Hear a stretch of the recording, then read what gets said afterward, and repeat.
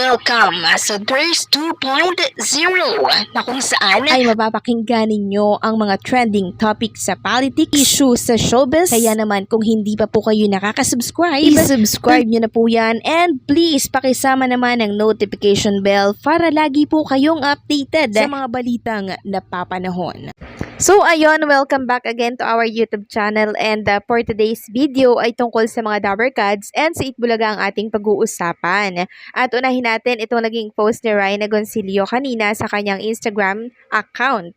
So dalawang picture ito na magkaiba po ang mukha, no? Pero si Ryan Agoncillo po ito. Sabi nga po dito ni Ryan Agoncillo, if you could only trust one, who would you pick and why? Please answer in complete sentence. And nung nagbasa nga po ako ng comment dito, sabi po ni Judy Ann Santos, nag-comment siya, ang hirap sa heart pumili, Your Honor. Pareho ko po silang mahal.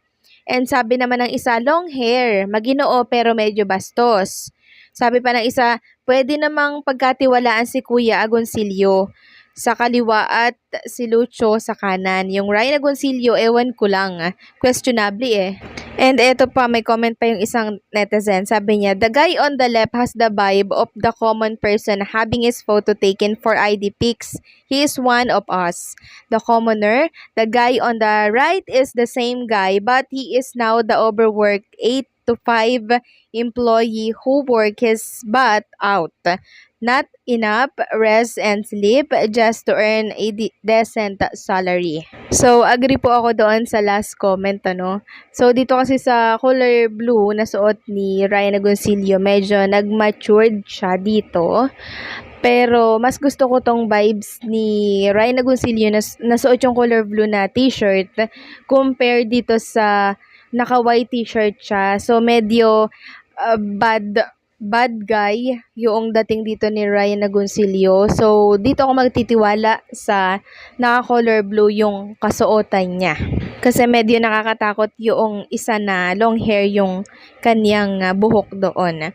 Samantalang pag-usapan naman natin ang tungkol dito sa isang queen na kung saan ay nagbibenta po ng kanyang property or kanilang property.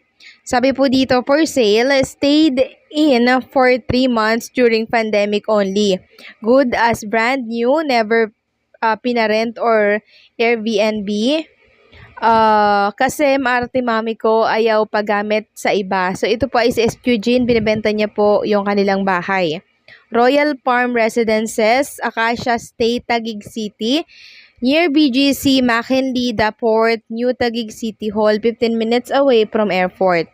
Unit size, 57 square meter daw, laundry cage, 9 square meter, parking, 12.9 square meter with balcony, facing amenities, facing soccer field.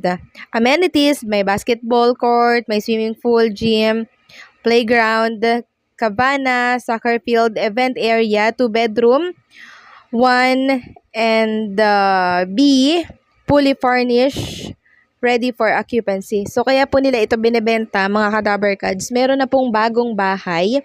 Itong si SQ Jean, di ba pinakita po natin ito noong nakaraan. Napakaganda po ng bago nilang bahay, kaya i-dispatch na po nila itong lumang bahay nila. Pero, good as new pa naman ito, mga ka-Dabber Cats. Kaya kung gusto nyo po itong i-avail, i-contact nyo lang po si SQ Jean sa kanyang page. Samantalang si Samantha Rescal po ay muling kumakatok ang puso sa inyong lahat dahil nangangailangan siyang muli ng tulong para po sa hospital bills ng kanyang lola. Sabi nga po ni Samantha Rescal, reaching out to your kind hearts, my Lola Cory is currently in the ICU.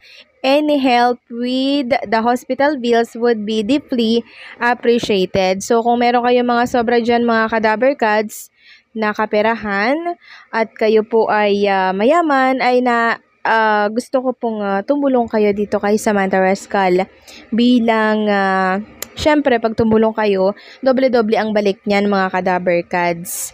Samantalang pag-usapan naman natin ang tungkol dito sa isang segment po ng isang noontime show na siyang pinatatanggal na po ng mga followers. So, anong Noon time show ba itong tinutukoy natin.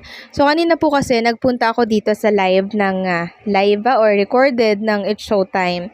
Sabi ng isang fans dito, bumabagsak viewers ng Showtime online and sa TV pagdating sa TNT segment. Tanggalin na kasi yan, naumay na kami.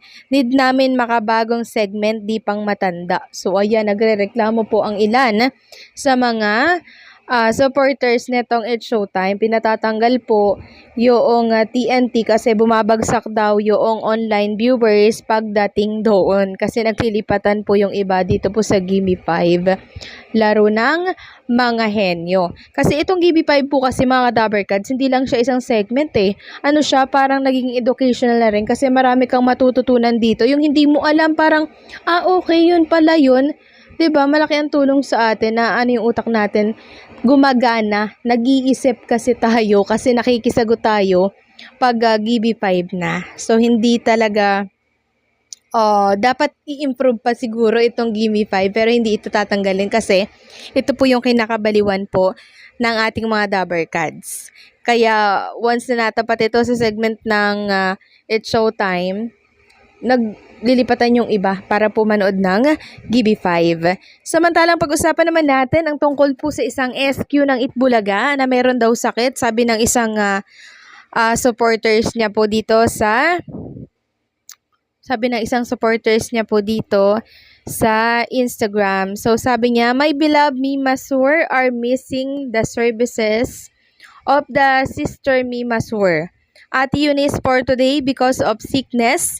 When will I see you again?